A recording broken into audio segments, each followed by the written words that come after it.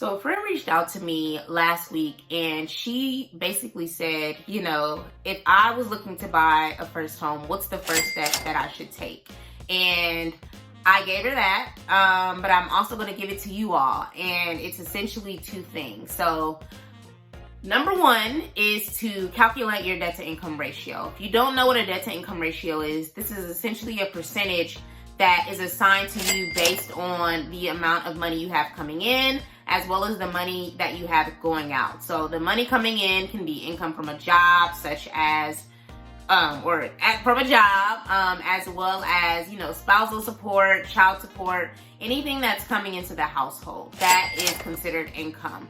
And then you also want to get the total of your debts that are leaving the house. So that can be a car note, that can be medical bills, that can be student loans. Like, it needs to be something recurring.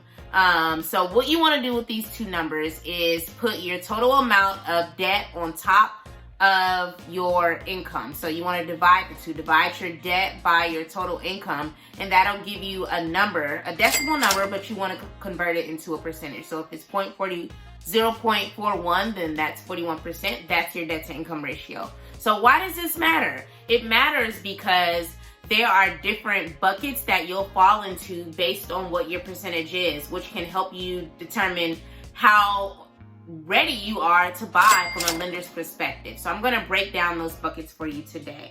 If your percentage is 36% or less, then that is the most healthy debt to income ratio you can have. Lenders are going to be happy to work with you. You'll likely get some favorable rates. You'll get access to different programs, things like that. It's a good place to be.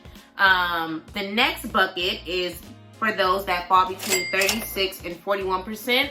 That is considered manageable debt. So the debt's not super high, or your income exceeds the amount of debt drastically, and that's also a good thing. The debt can technically count against you depending on the status of it, but it puts you in a more favorable position. So I'll tell you the rest of that story later.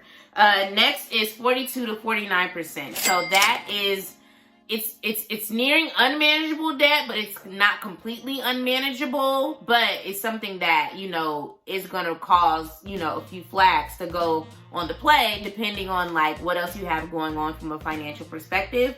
And then lastly is 50% and above. So that is deemed as unmanageable debt, which means that you have a lot of debt that doesn't match your income, or the two are too close together and it doesn't present you as a viable candidate for a mortgage. You want lenders to feel comfortable lending you this money and giving you the most favorable rates. Someone with a lower debt to income ratio, can potentially qualify for more when it comes to their pre-approval letter, or they can qualify for different loan programs such as conventional versus FHA versus VA versus so many other programs that we don't discuss. So just to give you a little peek into why this is important, when I was going through my home buying process the very first time, I had a very high debt to income ratio. It was actually around 48%. It wasn't completely unmanageable, but like I said, if you fall between 42 and 49, that's nearing unmanageable. And a big bulk of my debt was my student loan. So they still pre-approved me. I still went out and looked for homes, but my pre-approval amount was so low for the area that I was living in that it limited how many homes I could actually see, which basically defeated the whole purpose. So I would submit offers and nothing would bite. And so I just got frustrated. And then my agent and lender at the time actually set me down and was like, hey,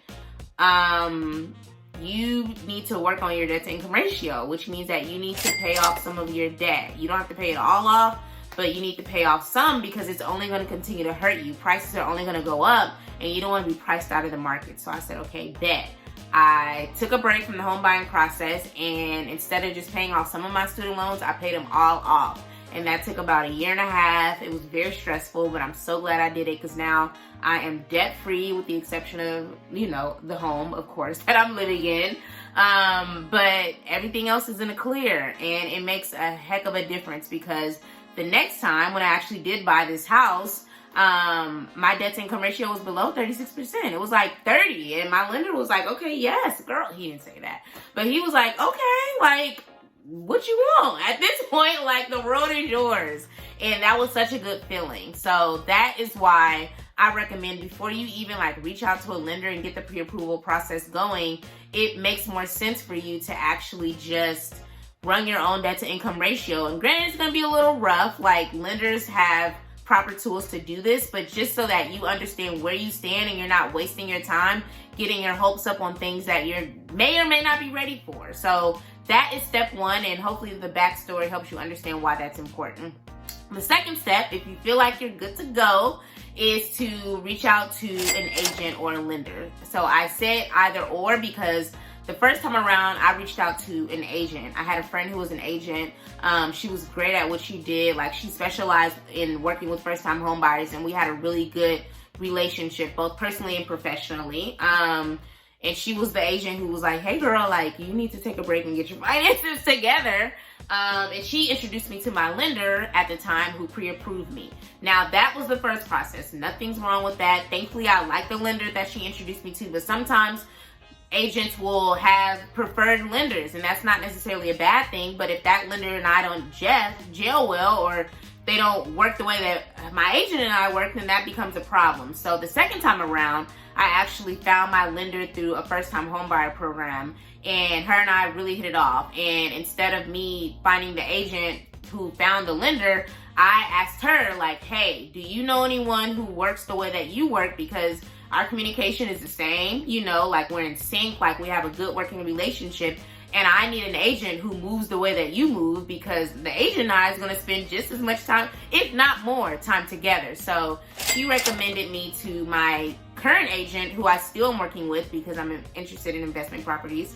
And we hit it off as well. So that was helpful because my lender pre-approved me first before even connecting me with the agent. And for me, like, I appreciated that because I was able to get insight into different programs that she knew about that I couldn't find on Google. Like, she helped me to understand the differences between the different loan programs. Like, just really helped me understand the first-time homebuyer process, because I had been through it before, but I was also in a different state. Things had changed. Like, this housing market changes all the time. So she just was very knowledgeable and helped me to make sure that I was ready for this. And I was, you know, like, even when it came to like my kind of job situation, that was a little, I don't want to say it was a little iffy, but like, she helped me to position myself to still be a qualified buyer because everything else lined up. My credit was there, the salary was there, you know, I didn't have a lot of debt. So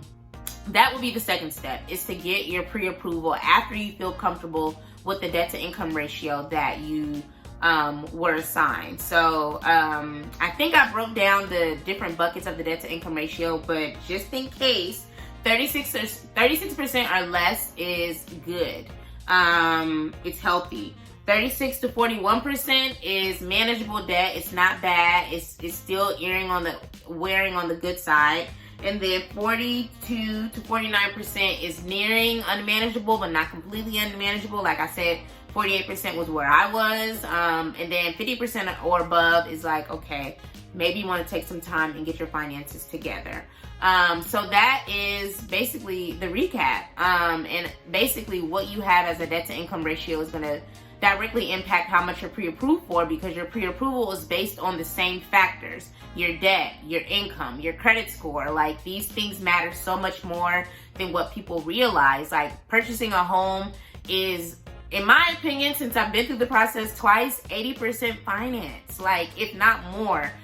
What you're doing with your money matters so much, and they're going to be all in your business from the time the offer is accepted to the time you close. And I do want to point out one more important thing as it relates to your debt to income ratio.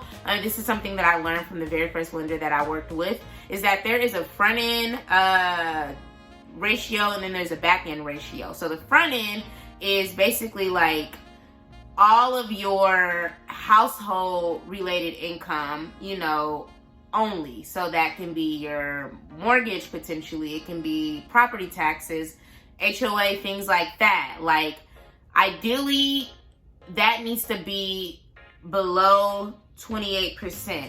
And that doesn't include the debt. hopefully that's clear. If that's not clear, please comment below. I'm trying my best to explain this in a way that's simplified. So usually, like, your front end only includes your household related expenses. It doesn't include the other debts that you have, because technically your house is a debt. Like, it's something you have to pay out. But then there's a back end ratio. So that is something that underwriters really pay attention to, because that is your household related expenses plus your debt.